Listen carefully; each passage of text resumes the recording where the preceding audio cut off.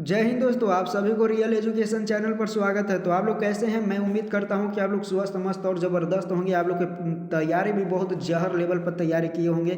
बिल्कुल आप लोग को 8 जनवरी का जो पेपर है हिंदी का, वो बिल्कुल 8 फरवरी का जो बिल्कुल फाड़ देना है। ठीक है, जहर लेवल पर आप लोग को तैयारी होगा, मैं ऐसा उम्मीद करता हूँ। अगर नहीं है तो इस वीडियो को आप लोग पूरा वॉच कीजिएगा। ठीक है, बिल्कुल आप लोग को जहर लेवल पर तैयारी हो जाएगा। ध्यान से आप लोग देखिएगा। कहता है कि उसने कहा था कहानी में किस शहर का चित्रण किया गया है। तो याद रखिएगा किस कहा जो है शहर का चित्रण किया गया है। तो राइट आंसर बिल्कुल अमृतसर, बिल्कुल राइट आंसर हो जाएगा।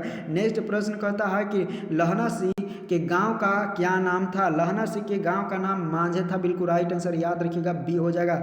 नेक्स्ट प्रश्न कहता है कि लहना सिंह किस पद पर था। तो लहना सिंह किस पद पर था, तो याद रखिएगा जमींदार, यहाँ पे सी बिल्कुल राइट आंसर हो जाएगा। नेक्स्ट प्रश्न कहता है कि लहना सिंह की मृत्यु किसकी गोद में हुई थी। तो लहना सिंह की मृत्यु जो है वजीरा सिंह की गोद में हुई थी, यहाँ पे बी बिल्कुल राइट आंसर हो जाएगा। देखिए जो है पलटन के विदूषक कौन था। तो पलटन का विदूषक कौन था, तो याद रखिएगा यहाँ पे वजीरा सिंह था, यहाँ पे सी राइट आंसर हो जाएगा। नेक्स्ट प्रश्न आप लोग के सामने है कि सूबेदार हजारा सिंह के लड़के का नाम क्या था। तो सूबेदार हजारा सिंह के लड़के का नाम क्या था, तो आप लोग को बताना है बोधा सिंह, बिल्कुल राइट आंसर हो जाएगा। कहता है कि भारतीय सिपाहियों का किसके साथ संघर्ष हुआ था। तो भारतीय सिपाहियों के साथ जो है जर्मन के साथ क्या हुआ था, संघर्ष हुआ था। नेक्स्ट प्रश्न आप लोग के सामने है। कहता है जर्मन लेफ्टिनेंट को किसने मार गिराया था। तो लहना सिंह, बिल्कुल याद रखिएगा यहाँ पे सी राइट आंसर हो जाएगा। नेक्स्ट प्रश्न आप लोग के सामने है। कहता है कि सिख राइफल के सूबेदार हजारा सिंह, ठीक है, सूबेदार हजारा सिंह सिख राइफल के जमींदार लहना सिंह का नंबर क्या था। तो याद रखिएगा 77 था, यहाँ पे ये बिल्कुल राइट आंसर हो जाता है। नेक्स्ट प्रश्न आप लोग के सामने है। कहता है कि सरकार ने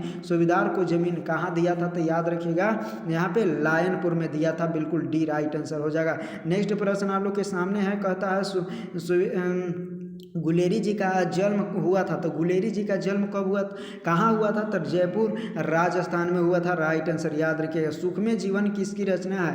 तो किसकी है, चंद्रधर शर्मा गुलेरी के, जो कि उसने कहा कि कहानी है, बिल्कुल कहानीकार हैं। उसने कहा था कहानी कब प्रकाशित हुई थी। तो 1915 ईस्वी में। जहाँ पे आप लोग को देखा गया वहाँ पे आप लोग को लॉक कर देना है, बिल्कुल यहाँ पे जेआर लेवल पर तैयारी कर लेना है। देखिए कछुआ धर्म किसकी कृति है, कछुआ धर्म किसकी कृति है। तो आप लोग को बता देना है यहाँ पे चंद्र शर्मा गुलेरी के, ठीक है, बिल्कुल मार देना है, छोड़ना एक भी नहीं है। देखिए पुरानी हिंदी रचना है, पुराने हिंदी की रचना कौन है। तो चंद्रधर शर्मा गुलेरी जी को कहा जाता है पुराने हिंदी का रचना। ध्यान से लोग देखिए यहाँ पे कौन सी निबंध गुलेरी जी की रचित नहीं है। तो गुलेरी जी की रचित कौन सी नहीं, तो मजदूर और प्रेम राइट आंसर हो जाएगा। देखिए कुड़माई का अर्थ क्या होता है, कुड़माई का अर्थ क्या होता है, तो बताइए कुड़माई का अर्थ क्या होता है। तो आप लोग को बताना है मंगनी, ठीक है, क्या बताना है, मंगनी बताना है। देखिए बोधा कौन था। तो बोधा कौन था, तो याद रखिएगा सूबेदार हजारा सिंह का बेटा था, राइट आंसर यहाँ पे डी हो जाएगा। चंद्र शर्मा गुलेरी जी का कहानी कौन सी है। तो चंद्र शर्मा गुलेरी जी की कहानी जो है उसने कहा था, राइट आंसर याद रखिएगा यहाँ पे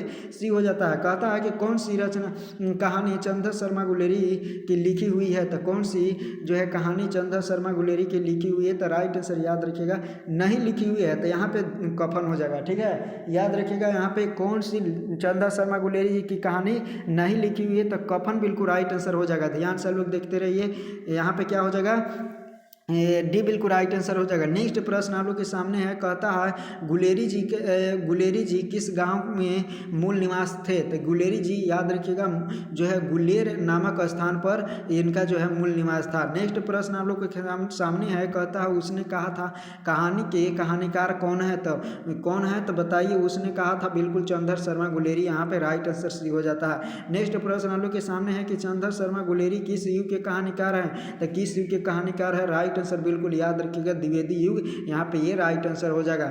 नेक्स्ट प्रश्न कहता है कि उसने कहा था कहानी कितने भागों में विभक्त है। तो कितने भागों में, तो याद रखिएगा 5 चरणों में विभक्त है, यहाँ पे राइट आंसर डी हो जाएगा। चंद्र शर्मा गुलेरी जी का जन्म कब होता है। चंद्र शर्मा गुलेरी जी का जन्म कब होता है, ये आप लोग को बिल्कुल बता देना है, ठीक है, यहाँ पे 7 जुलाई 1883 ईस्वी में। नेक्स्ट प्रश्न कहता है कि लहना सिंह किस कहानीकार का पात्र है। तो किस कहानी का पात्र है, बिल्कुल बताना है। तो उसने कहा था? राइट आंसर बिल्कुल डी याद रख लेना है। नेक्स्ट प्रश्न कहता है कि उसने कहा था किस प्रकार की कहानी है? तो उसने कहा था किस प्रकार की कहानी है? तो कर्म प्रधान बिल्कुल राइट आंसर हो जाएगा। नेक्स्ट प्रश्न आप लोग के सामने है, कहता है पुरानी हिंदी रचना किसकी है? पुरानी हिंदी रचना किसकी है? तो राइट आंसर चंद्र शर्मा गुलेरी जी की है। नेक्स्ट प्रश्न आप लोग के सामने है, कहता है कीरत सिंह कौन था? कीरत सिंह कौन था? तो याद रखिएगा बिल्कुल राइट आंसर क्या हो जाएगा? लहना सिंह का भतीजा था। नेक्स्ट प्रश्न आप लोग के नेक्स्ट प्रश्न आप लोग के सामने है और बताना है कि बचपन में लहना सिंह लड़की के बार बार कौन सा प्रश्न करता था? तो याद रखना तेरी कुरमाई हो गई रे। राइट आंसर यहाँ पे क्या हो जाएगा? सी हो जाएगा। देखिए ध्यान से लोग देखिए, कहता है लेफ्टिनेंट साहब सूबेदार को कितने आदमी खंडर में जो है छोड़कर जाने को कहा था? तो कितने आदमी को? तो 10 आदमी बिल्कुल राइट आंसर याद रखिएगा। यहाँ पे क्या हो जाएगा? बी हो जाएगा। कहता है अमृतसर में लहना सिंह के कौन थे? तो अमृतसर में लहना सिंह के कौन थे? तो मामा थे। राइट आंसर बिल्कुल याद रखिएगा, सी हो जाएगा। कहता है कि लहना सिंह सूबेदार को वापस बुलाने के लिए किसे भेजा था? तो लहना सिंह जो है वापस बुलाने के लिए किसे भेजा था? तो याद रखिएगा यहाँ पे वजीरा सिंह को भेजा था। नेक्स्ट प्रश्न क्या कहता है कि सूबेदारनी ने अपने पति एवं पुत्र की रक्षा करने के लिए किसे कहा था? तो लहना सिंह के कहा था। राइट आंसर बिल्कुल याद रखिएगा। नेक्स्ट प्रश्न कहता है लहना सिंह का सिर अपने गोद में लेकर कौन बैठा था? तो कौन बैठा था? वजीरा सिंह ने बैठा था। बिल्कुल सी राइट आंसर हो जाएगा। नेक्स्ट प्रश्न आप लोग के सामने है, यहाँ पे सबसे लास्ट प्रश्न, ठीक है। यहाँ पे लास्ट प्रश्न आप लोग के बताना है कि लहना सिंह का मामा कहाँ रहने वाले थे? यहाँ पे बताना है, ठीक है। 36 प्रश्न आप लोग को बताना है कि लहना सिंह के मामा कहाँ रहने वाले थे, तो आप लोग को बताना है, ठीक है।